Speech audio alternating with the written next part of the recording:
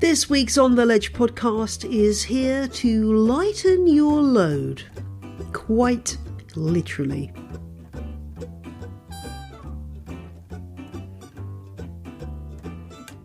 I'm Jane Perrone, host of podcast On the Ledge, your one-stop shop for all info and chat regarding houseplants and indoor gardening. And in this week's show, I'm chatting to Houseplant Journal, aka Darryl Cheng, all about the topic of light, how it affects your plants, and how we've been talking about it all wrong all this time. Plus, I answer a question about spikes and how to protect yourself from them.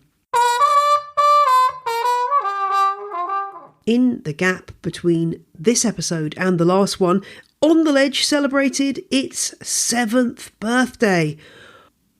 I did an Instagram live talking about what I have learned in those 7 years, which is worth going and checking out. I'm at j.l.perrone on Instagram. But yay me, made it through 7 years, and here's to many more episodes.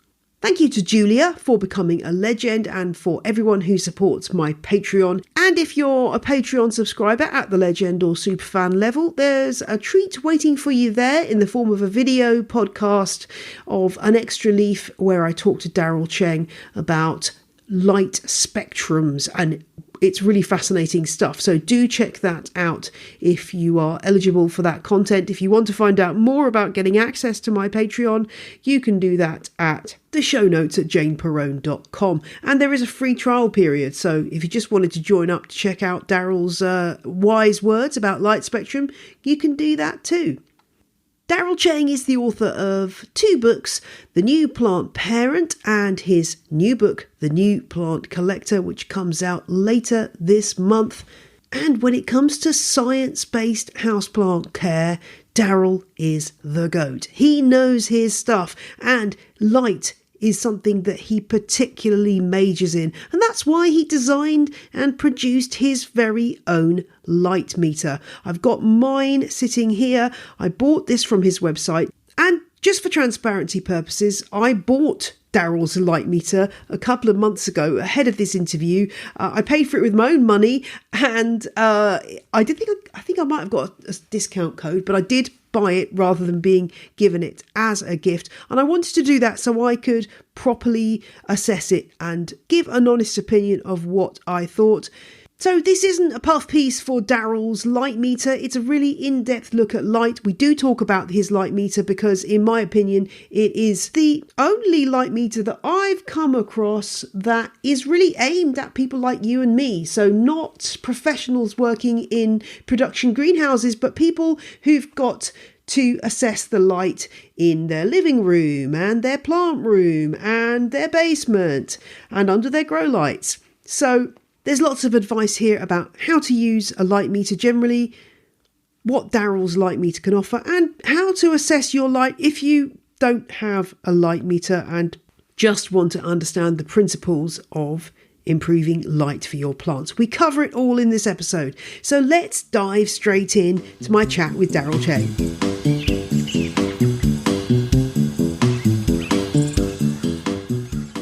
We're here to talk about light because I think this is sort of a mantra that you have really, truly moved forward in the houseplant community, which is that, light is everything. So let's get into this. Tell us, Darryl, why is light so important for houseplant care? Why is it such a central tenet of what we're dealing with? My background's engineering, so I tend to look at things as though, how do they work and what's going on inside them. And if we think of a plant, we can think of it like it's a solar-powered sugar factory, and that little factory makes the carbohydrates, and those carbohydrates sustain the plant in the same way that humans have to eat food in order to have our sustenance.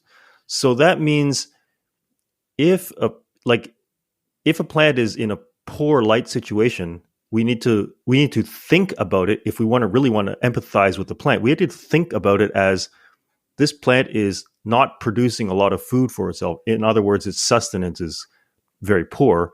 And so it's not just a matter of, I think it looks nice in that corner. It's that this plant is starving there because it can't produce carbohydrates for itself. That's a really interesting way of thinking about it, because that does change your perspective.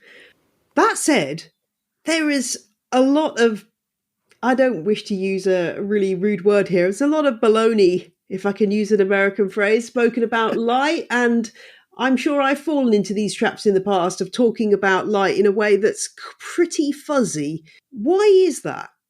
It is an interesting thing because from again, from my background of engineering, one of my things that I used to do a lot was I would write training materials.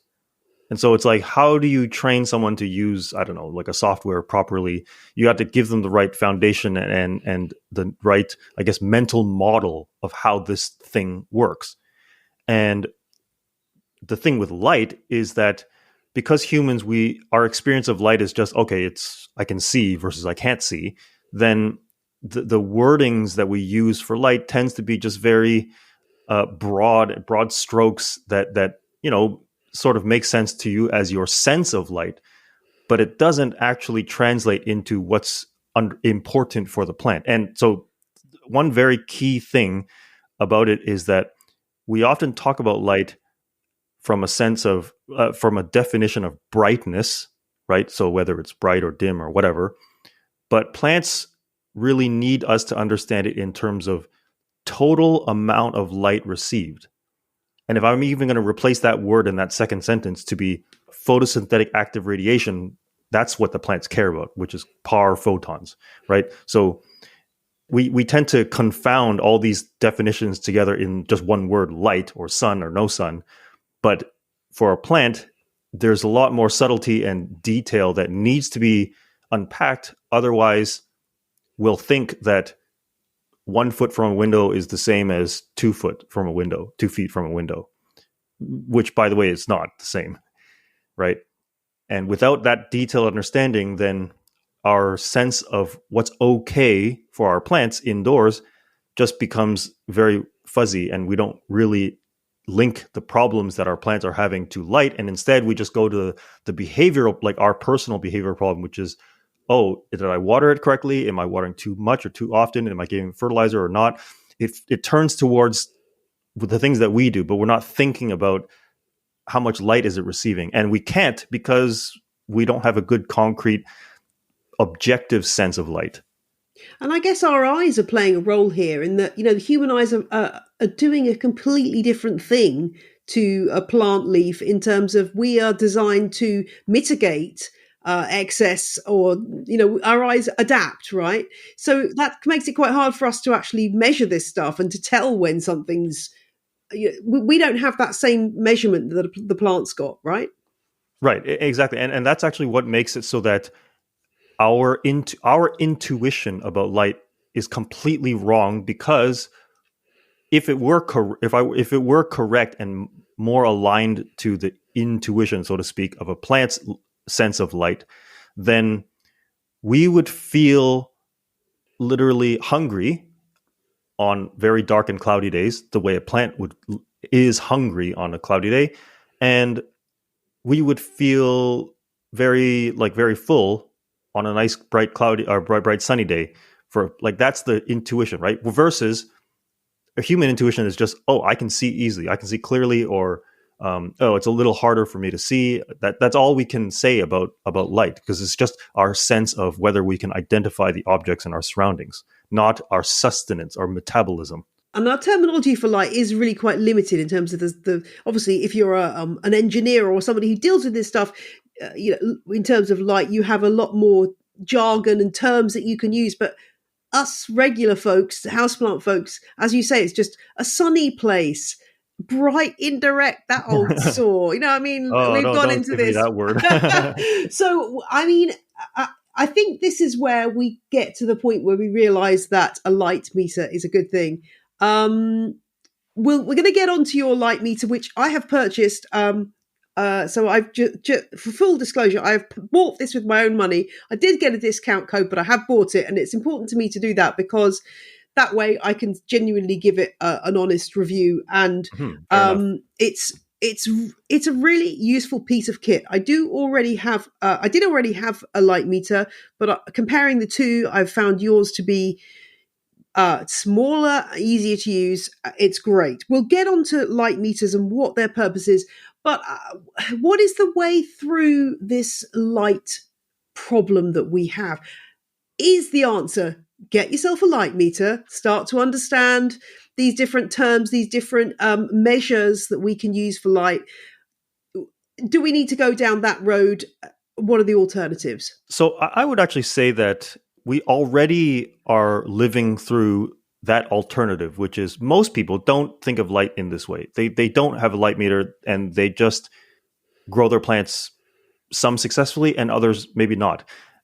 If we think about all the people who you think have a green thumb, I would say that those are simply the people who have the largest windows. And that is you're onto something there. You are onto something. And that is to say that, every person's individual so-called skill to water a plant, to fertilize, you can follow all the instructions, but the difference in how the plant will grow is the thing that has the biggest impact is just simply the size of their windows. And when you start using a light meter, then it tells you why.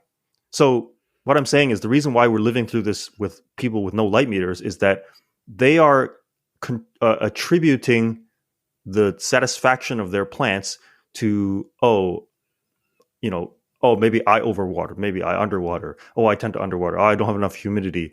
Then once we start ruling out some of those things, we get to the bottom of the barrel, which is superstition. Oh, I just don't have a green thumb.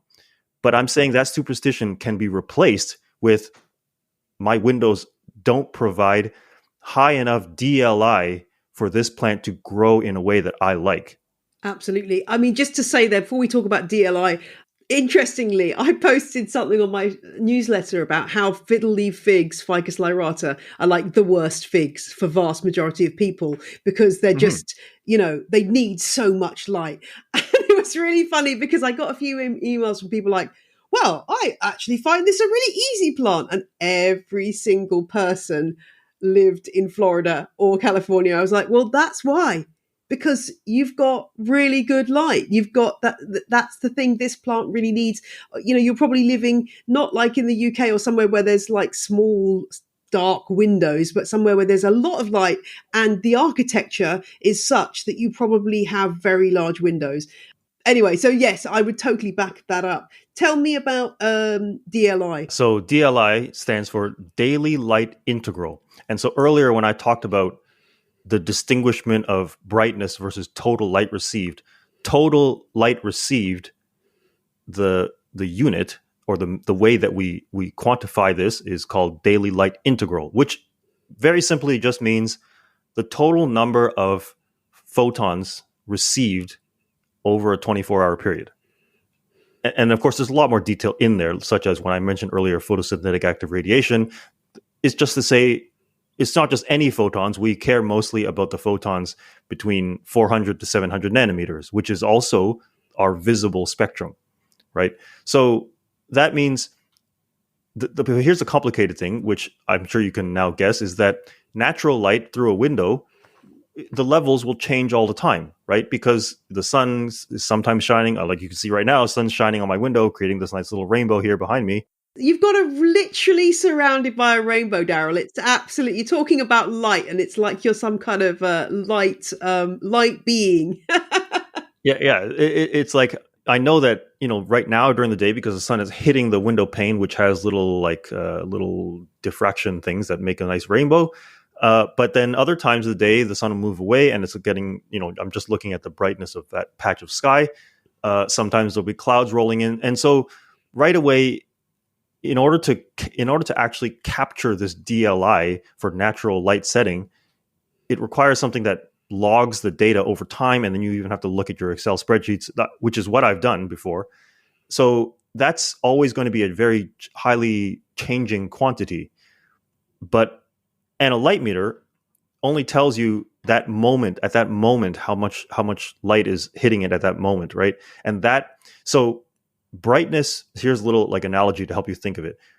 Brightness is to total light received as speed is to total distance traveled. All right. So what I'm saying is, in order to understand like the total light received, we have to measure it, but that only tells us the immediate brightness. But then we have to also now think of, like, I guess, a context that will then, like, when you sample that moment, that will give you an understanding of the total amount of light received. And what I'm saying is, the light meter is just the sort of basic fundamental tool, but there's a whole body of knowledge that I've tried to, I guess, write about in order to help you understand total light received based on just sampling different scenarios.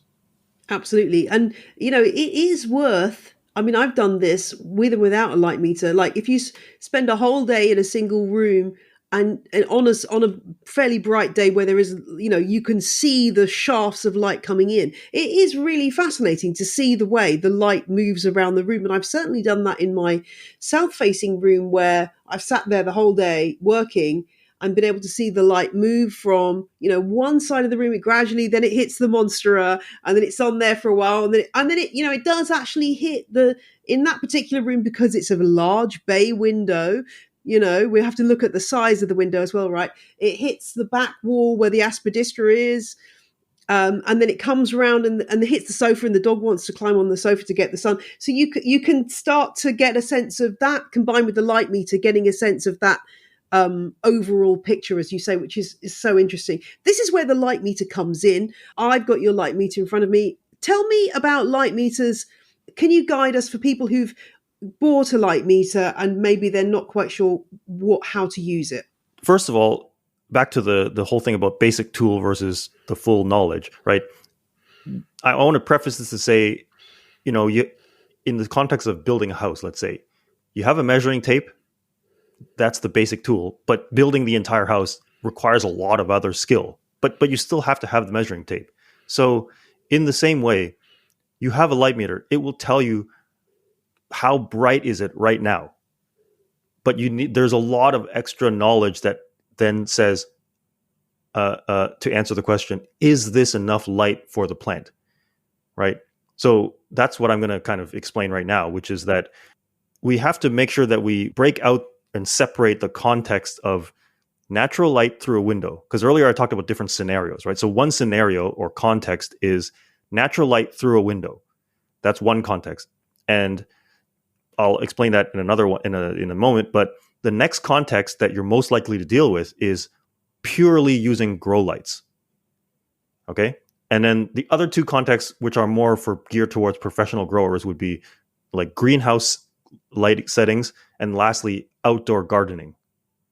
So what I'm saying is, those four contexts, you need to keep them separate in your mind. And what I mean by that is, when you see the words full sun written on a little tag, don't take that to mean in your house where the sun is shining on you. That is not full sun.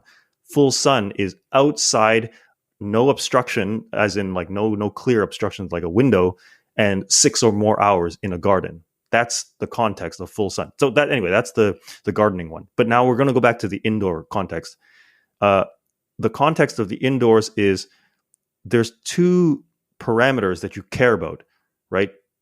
There's when the sun is shining directly at the spot that you're evaluating, then you care about how long that lasts.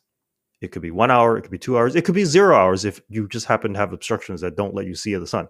So the first parameter you care about is, how many hours of sun does that spot get? Okay. And then once the sun moves away, then you need your light meter to tell you how strong is that indirect light. Because when we say indirect light, what we're saying is, the sun is not shining directly at me. I'm just looking at a patch of sky. That's where I care to use a light meter to tell me how strong it is.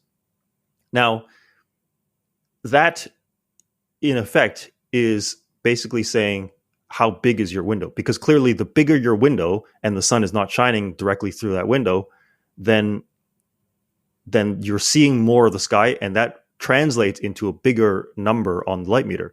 And if you just want to kind of prove it to yourself, if you stand right up against the window and even as you move farther away, like the angle of the visible sky changes, and even just that subtlety of change changes the number on your light meter a lot, right? So that's where the light meter is critical. So that's why now, back to this, remember, still the ultimate question is this enough light for my plant, or is my plant going to do well here? So on my website, houseplantjournal.com, there is a big table that's the title of the table is called Bright Indirect Light Requirements by Plant. And there are 3 columns. The first 2 columns, one of them says minimum for maintenance, and next one is good for growth. These are levels of indirect light. So that means when the sun moves away and you take your light meter to that spot, the number you see, let's say it's 200. Then I go to the entry for, I want to know if I can grow an aglaonema here. And it says good or minimum for maintenance is 100 foot candles, and then good for growth will be 200. And, I measure at that spot maybe for a couple days in a row at the same time of day, and I'm getting, fluctuating numbers between 100 to 200 foot candles. So then I can say, okay, well, if I'm somewhere, let's say 150 as an average, then I can expect my aglaonema to grow pretty well here. Then that first parameter that I talked about, which is now how many hours is the sun actually hitting it, and let's say it's roughly 1 hour. Then there's another column on that table that says tolerance of direct sun, and I say 1 to 2 hours should be fine.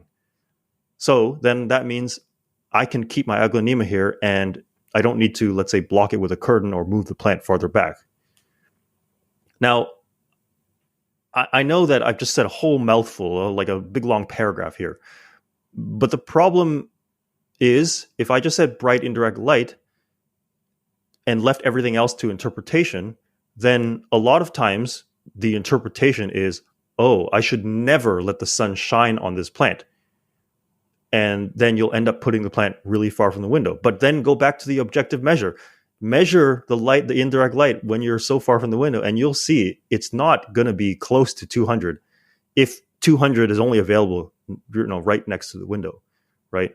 So what I'm saying is, the way that I'm addressing light, even though it's more complicated, I admit it is complicated, but it's because it addresses the complexities of a natural light setting indoors. And the way that I've just described it, it's also agnostic of window direction. It's agnostic of what's outside, because I'm evaluating what's actually happening, right? Like, I don't care about characteristics out there. I don't care about classifying windows. I care about what's actually happening at the plant.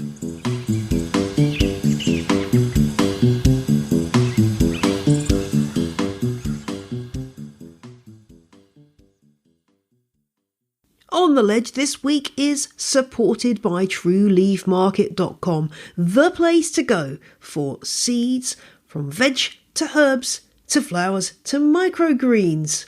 Whether you're just starting out as a home gardener or you're a professional grower needing a big bulk order, True Leaf Market has got your back. If you're suffering from overwhelm when it comes to looking at your seed choices this spring, True Leaf Market can help.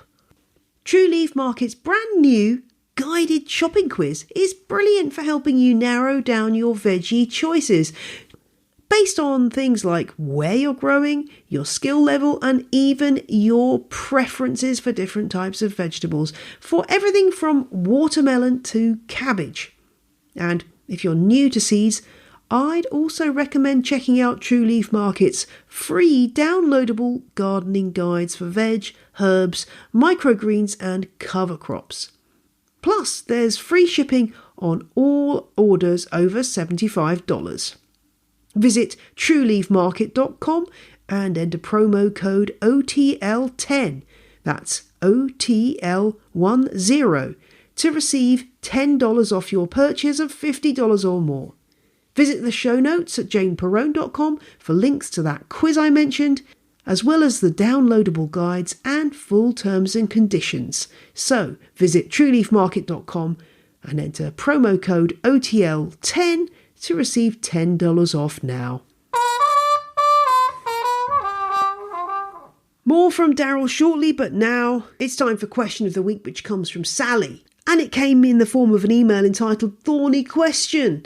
And Sally's question relates to the thorns on miniature agaves. So there are 2 3-inch terracotta pots with agaves in Sally's IKEA greenhouse.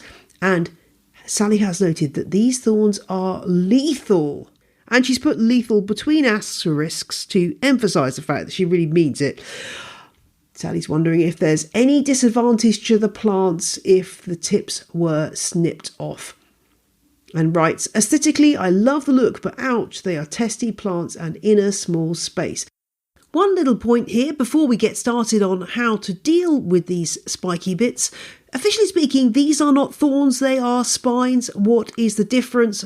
It's not any great importance, but it's just worth noting that spines are modified leaves, whereas thorns are modified stems. So that's why a rose has thorns and an agave has spines. Thought you might find that interesting, Sally. Anyway, on with the question. What do you do about the spines of agave? They are absolutely lethal, and I can totally understand why you want to find a solution, Sally, because I too have been attacked by these things, and it's not nice.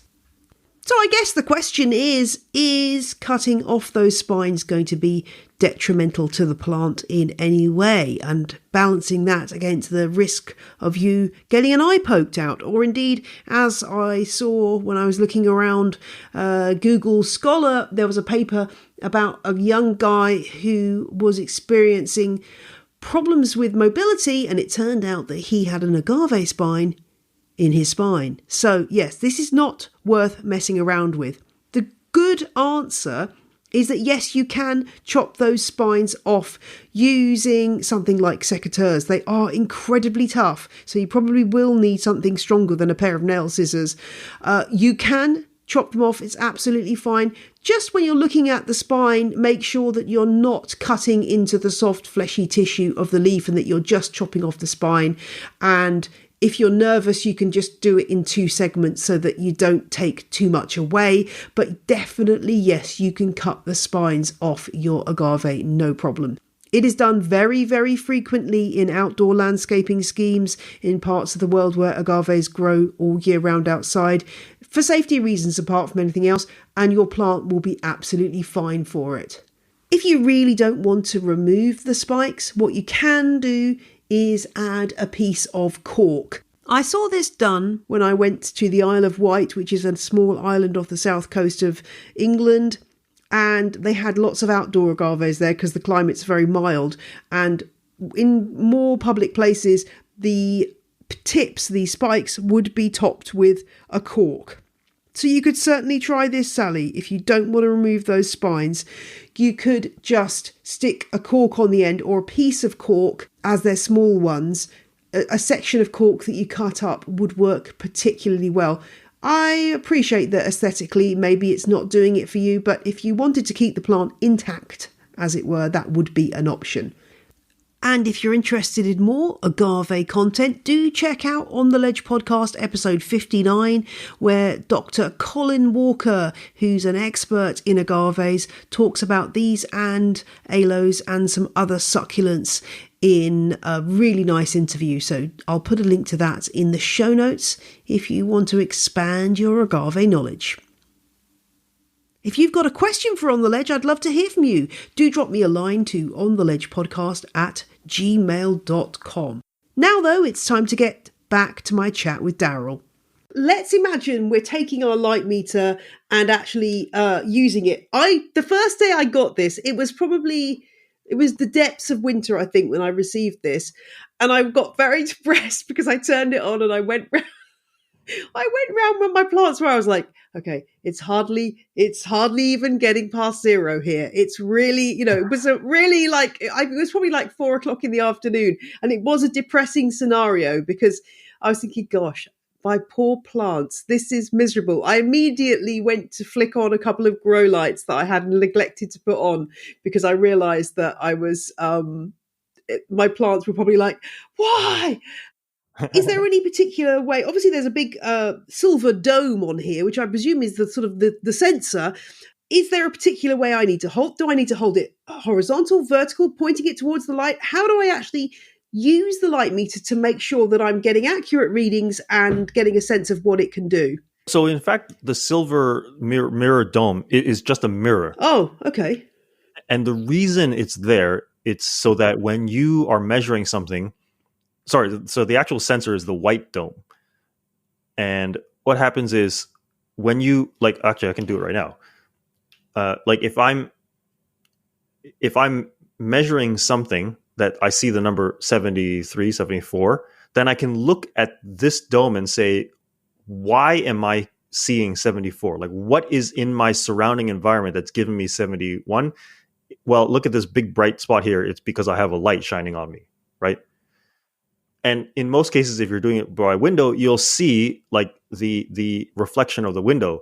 And earlier when I talked about just simply moving further or closer to the window, you'll see the profile or the shape of that reflection change and realize that it has a profound impact on this number, right? So that means when I evaluate light, I'm not evaluating it as for the window as a whole. I'm evaluating for every square foot next to that window and in front and behind that window.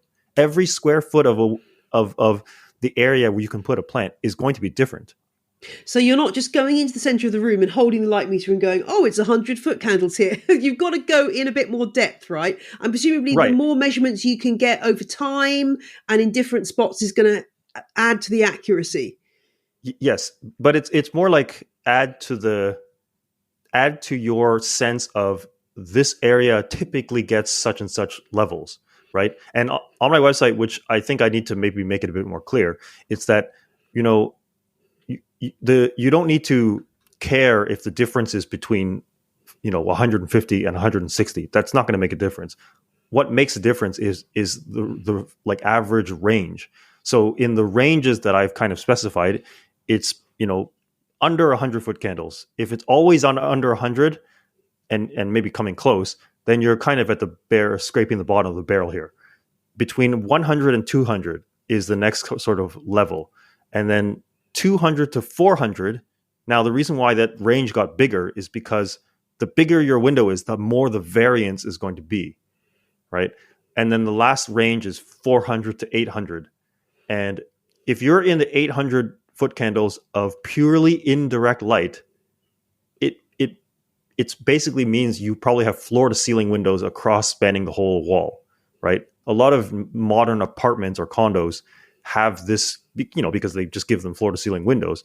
And that's why the maximum range of indirect light tends to be 400 to 800, and also excellent for plants. I'm holding mine here on my desk. I mean, this is why, if you look at the background here, there are no plants visible apart from a terrarium, which I've turned the grow light off in there because it strobes when it's on video. But yeah, there ain't a great deal of many plants in here, because I'm looking at this and it's telling me between about 25 to 30-foot candles. I have got a grow light on the desk over here, and if I'm moving it close to that, then we're getting up to as soon as we're under the grow light, we're up to a nice sort of 2,000. So we're going. Oh, when nice, I'm holding, very nice. that's when I'm like 20 centimeters away from it. So that just shows you the power of the grow light, right? And that's just an IKEA bulb in there. So that is really interesting about the mirror. I hadn't realized that, so I'm glad that that you told me that. That's a really useful thing. And I should also point out that you've got the temperature and the humidity on there as well, which is useful to know as well. I mean, yeah, in fact, there's no other light meter that has all three measurements. That's crazy. Why is that not standard? That seems...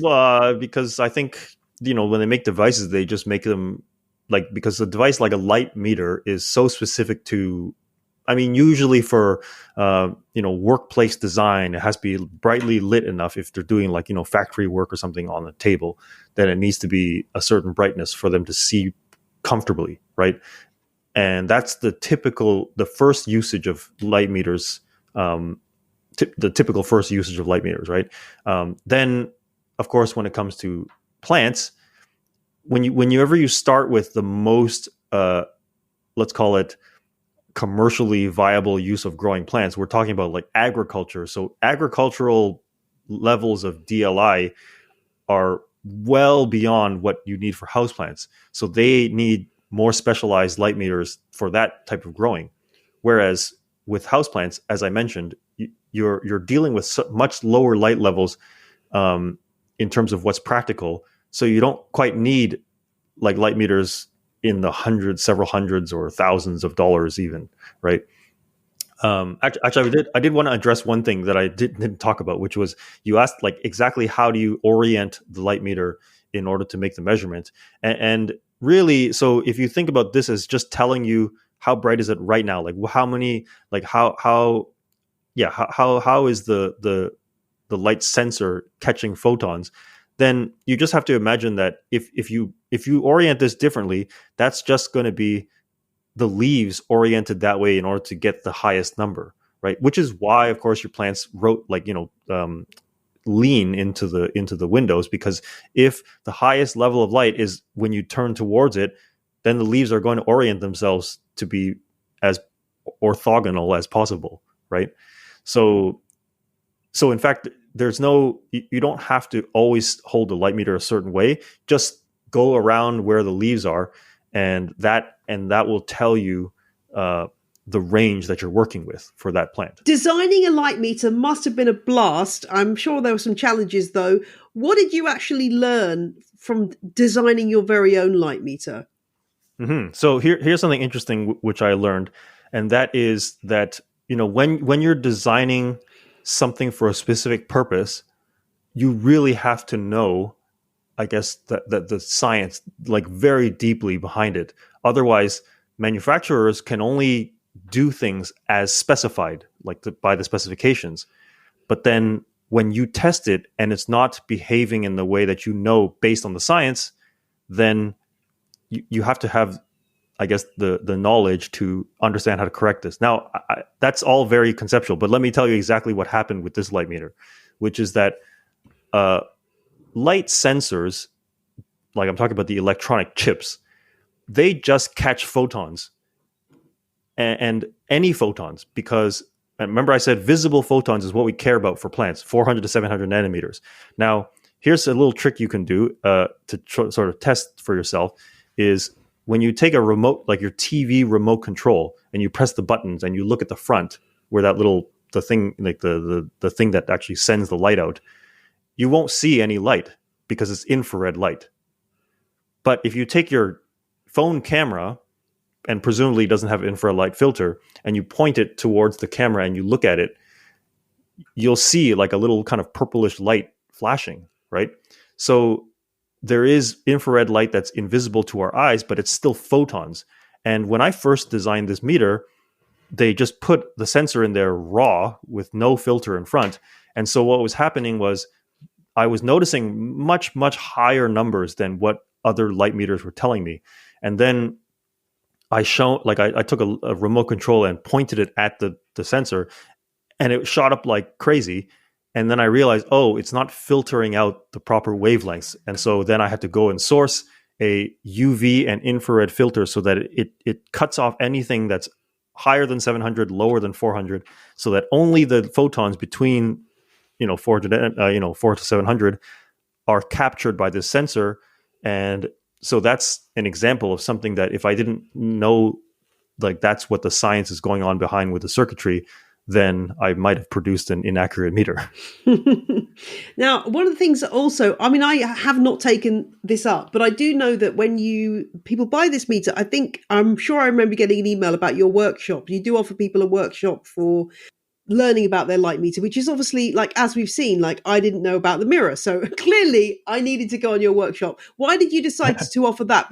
Because presumably for the reasons we've been talking about, like people's understanding of light is in general much more basic, say, than their understanding of temperature.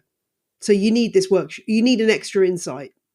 Right. So Yeah, I think I mentioned before, like the analogy of like this is just a basic tool, like a measuring tape. But in order to understand light for your houseplants, it's like saying you're trying to build the house, right?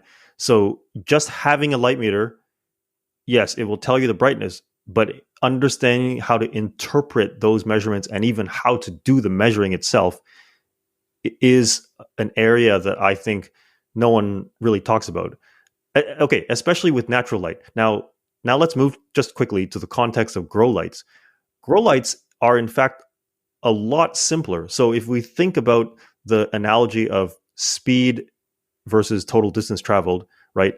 Okay, I'm going to bring calculus here, but on a graph of speed versus time, and if you had a constant speed for like a set amount of time, then you stopped at going that speed, you'd have a rectangle, and the area under that rectangle is just speed times the time. Mm-hmm. So because a grow light stays at the same brightness all the time and you control the time, it's very easy to calculate the daily light integral for a grow light, because you simply turn it on, you take your light meter and measure it at the leaf and say, like you said, it was 2,000 foot candles, convert that to a ppfd, which by the way is very easy to do with white grow lights.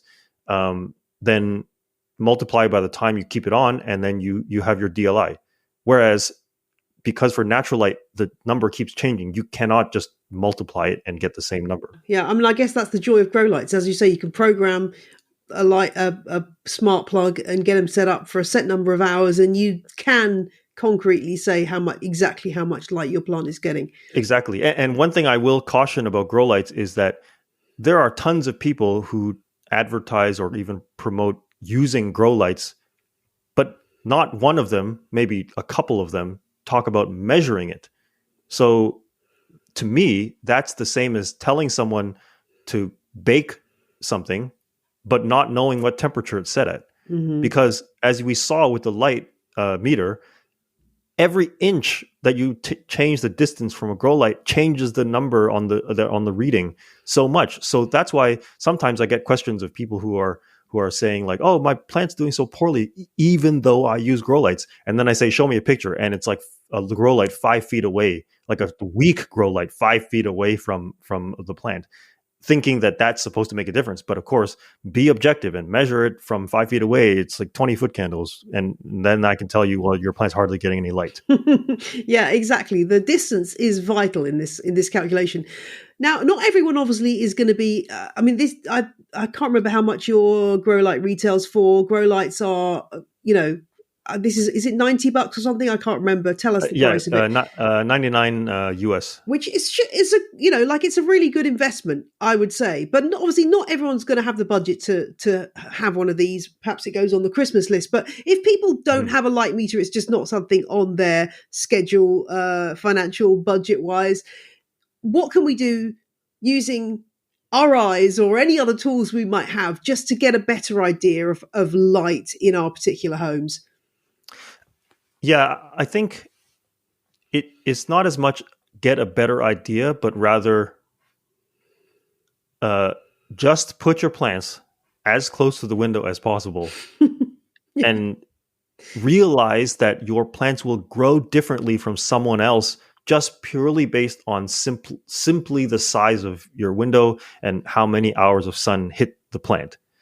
And I know it's like not the answer you want to hear, but what I'm saying is I can't tell you, oh, you'll like bright indirect light is right in front of a so-called east-facing window, because if two people claim that they have east-facing windows, that has nothing to do with like what I would actually see on a light meter, right? It's almost as if to say any guidance that you give on light without a measurement has to actually line up with what you would get if you did measure, right?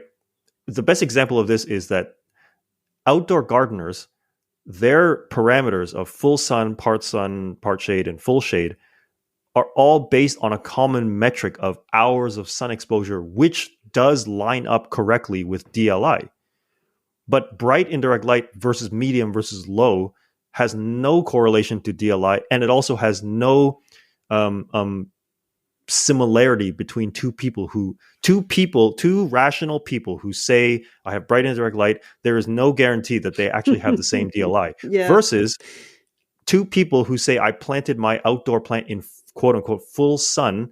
If they're both understanding that it's 6 or more hours, then their DLI should be similar. Yeah. It's like the people who suddenly, progress on from houseplants and get themselves a greenhouse, and suddenly all their plants are burnt because they are realizing that outside, a greenhouse that's got that's not got shade cloths up in some parts of the world is going to just fry everything because suddenly the light's a heck of a lot brighter.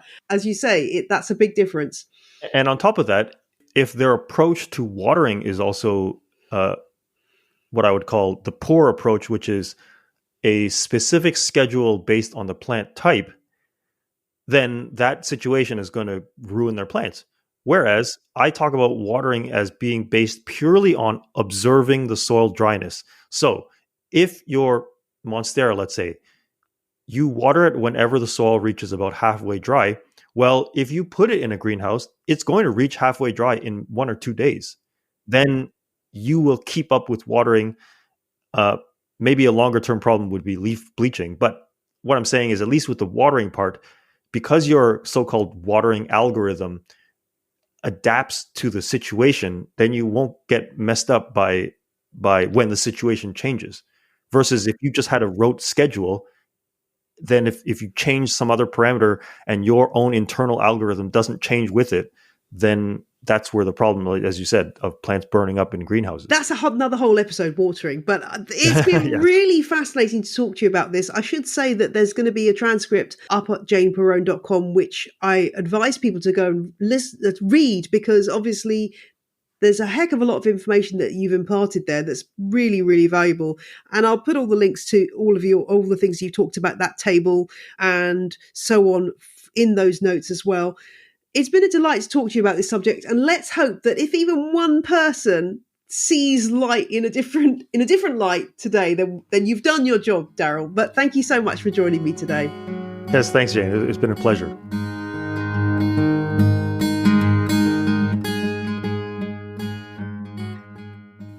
Thank you so much to Darryl Cheng, and check out the show notes at janeperrone.com for all the information about Darryl's light meter, which is excellent, by the way. I can safely say this was a really good investment purchase. I think it's $99 American, and I know that I'm going to be using this absolutely loads over the coming weeks, months and years. Also, you'll find information about his 2 books, The New Plant Parent and The New Plant Collector, which is out later this month, and loads more brilliant plant science information on his website, houseplantjournal.com. So do go and check that out, as well as the transcript, which you'll find at janeperrone.com. That's all for this week's show. I will be back in 2 weeks with another episode for you, but until then, I leave you with the words of Victor Hugo, who said, "To love beauty is to see light." Have a great week. Bye.